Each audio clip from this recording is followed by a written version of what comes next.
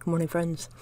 I was watching, I think Steve Kaufman's channel talking about how he learned Arabic, maybe, and I thought, maybe I would talk about how I learned German, which was, 20-some years ago. I got my Germany scarf. I'm not going to wear that because it's summer. And also, I got my Adidas hat. I think it says Deutschland on the back. But I was in Germany with Edinburgh University, and there was Clarion University and Slippery Rock University in 2006, and we were all there for learning German over the summer of 2006, and that was part of it. But I had started learning German much earlier than that, maybe 2000, 2001 or so, with this book on my own, and I wanted to talk about that. And I'd been watching a lot of videos by Stephen Krashen, and about comprehensible input, and watching videos by Luke Ranieri, mostly in Latin and about Latin and Greek, ancient Greek, talking about comprehensible input and so on. So I wanted to talk about that as well, and if I would have done anything different. So firstly, and also the idea of pleasure reading, which many of these channels go into a lot. Self-selected pleasure reading, and Krashen talks about that. And I'll put links to the relevant channels and websites here. But so there is the idea that the grammar and translation method has not been the best. It is associated, I think, with Wheelock when it comes to Latin anyway. I remember talking to students in Germany about their Latin classes, and their experiences were almost universally bad because of this. And it's just treating the language as if it's a code, to be cracked, and just not using it the way you would use a living language. But also, living languages are taught, in a grammar intensive way, and in a way where you are made to speak right away, and sometimes that turns people off to them. Because I know I started, my first language I learned in school was Latin in 7th and 8th grade? Yeah, 7th and 8th grade in middle school, and we were made to talk, and we used the Ecce Romani series, which I liked because of the illustrations. And it says, in pictura espuela romana nomine Cornelia, and it has, a picture of a girl sitting under a tree. So you don't necessarily need to look into the vocabulary box to figure out what that means, because there are a lot of cognates, since this is directed at English speakers. There are a lot of cognates with Latin, whether it's through French,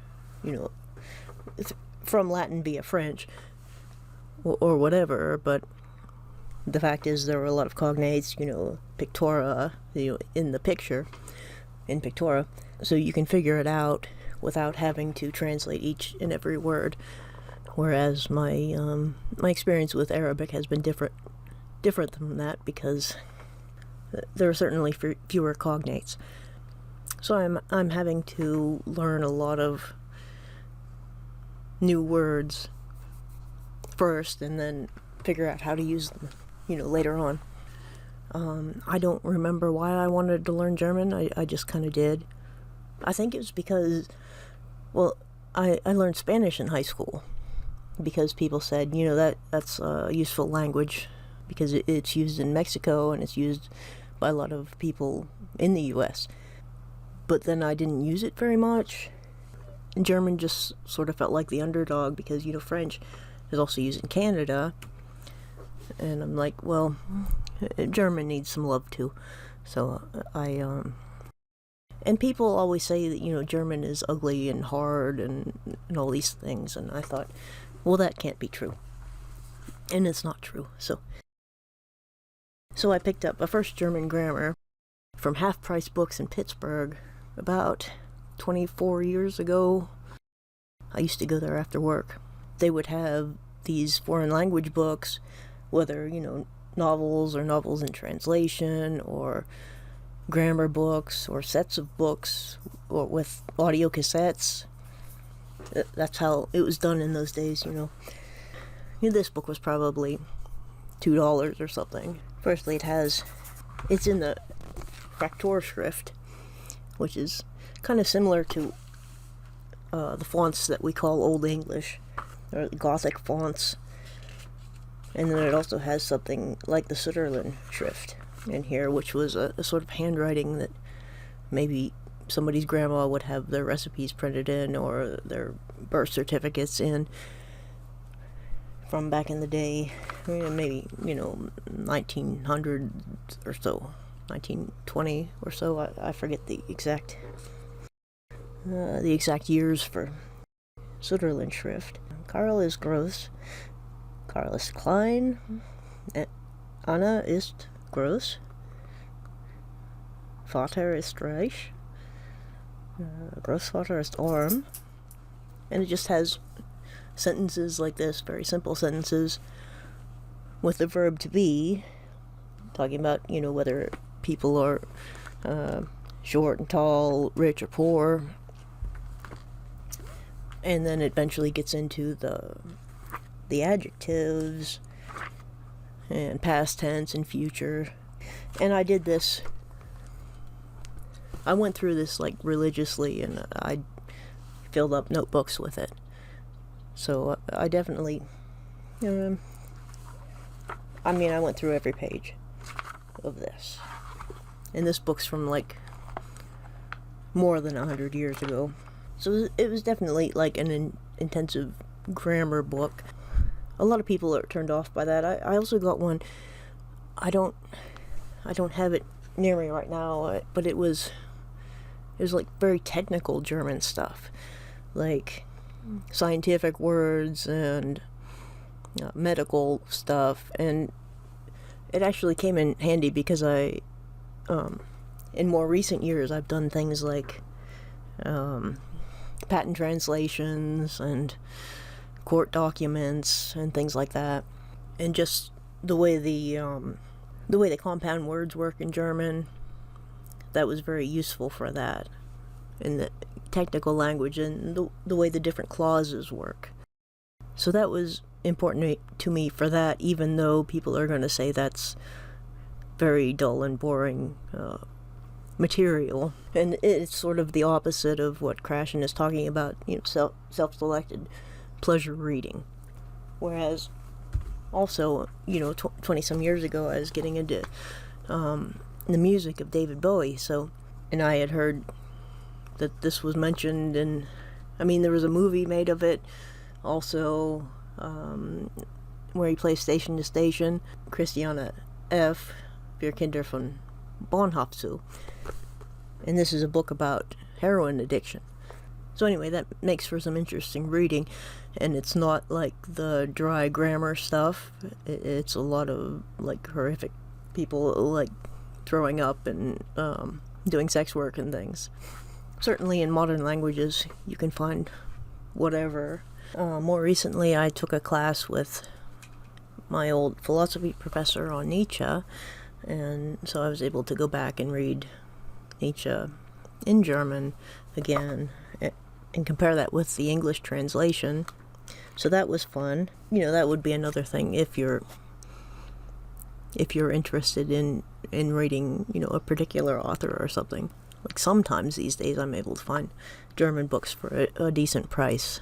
And then when I got back into Latin, I got Apicius. This is like the oldest known cookbook in existence in Latin, but this is with the German translation. So you can do things like that too as well. And this one has good notes and things, footnotes and endnotes.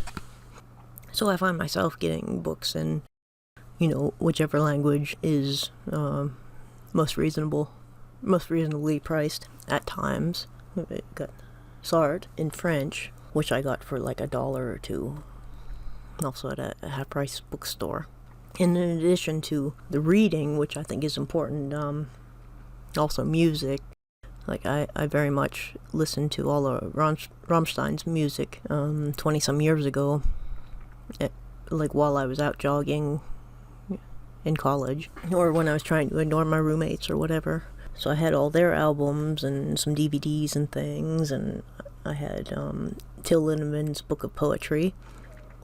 I had a German translation of Mary Shelley's Frankenstein, and I also got into watching a lot of Werner Herzog's films in German. So that was helpful as well. And I think Dr. Gruber, my German teacher, when I was studying, I majored in German in university. He had us watch one of his films, and now I forget which one. Example, it would be, you can watch movies, and that can be helpful with or without subtitles. Like right now with Arabic, I'm watching a lot of the news and watching Al Jazeera documentaries. I used to watch Deutsche Welle at like 4 a.m.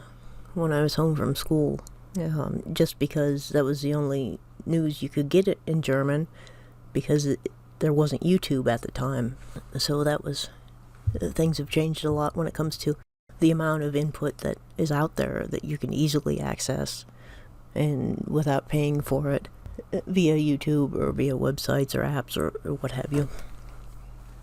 So there are a lot more choices out there, which is important when it comes to the idea of self-selected reading or listening or what have you. So anyway, I took 4 years or so of German, and then went to Austria and Germany, and we were supposed to only speak German there. And I did that most of the time, probably more so than the other students did. I was ahead of them because I had, because I had worked so much with this book and with listening to music and watching movies on my own. I looked up some Nietzsche on the internet and printed it out in German so I could carry that with me.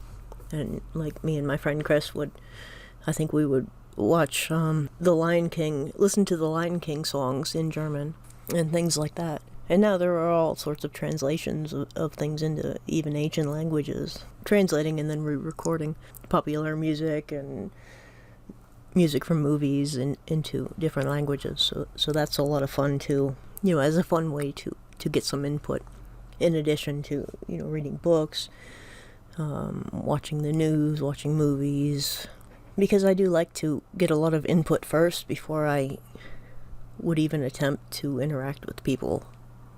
Because, if you don't have the vocabulary and grammar, you're going to be, you're going to get stuck and not understand things. So it's much better to expose yourself to a lot of things that you are interested in the language, so that you get the vocabulary and it's interesting content. As a side effect, you get better in the language. I think it is part of the idea here.